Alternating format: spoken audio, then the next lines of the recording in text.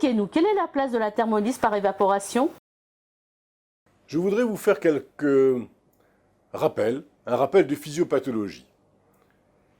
La place prépondérante de la thermolyse par évaporation, par temps chaud chez un adulte en bonne santé, c'est un exemple que je vous donne, les pertes de chaleur vont se faire au niveau de la peau par deux mécanismes principaux.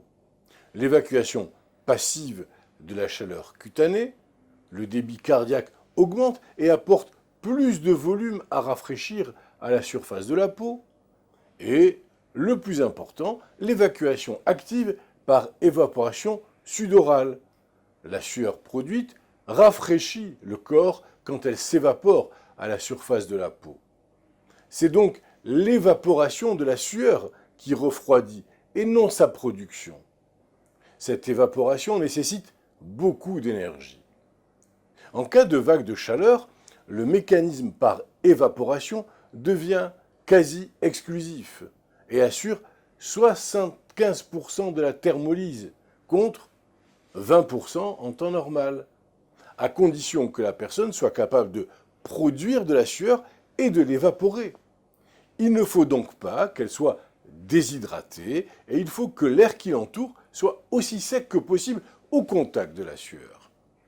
C'est le rôle joué par les ventilateurs, les éventails par exemple, qui améliorent l'évaporation sudorale en chassant la vapeur d'eau produite. Chez la personne âgée, le nombre de ces glandes sudoripares est diminué, et ce du fait de l'âge.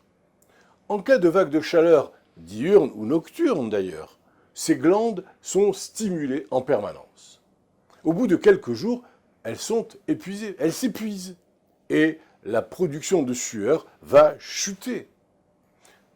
La température corporelle centrale augmente, elle, du fait essentiellement d'une réduction des capacités de thermolyse par évaporation.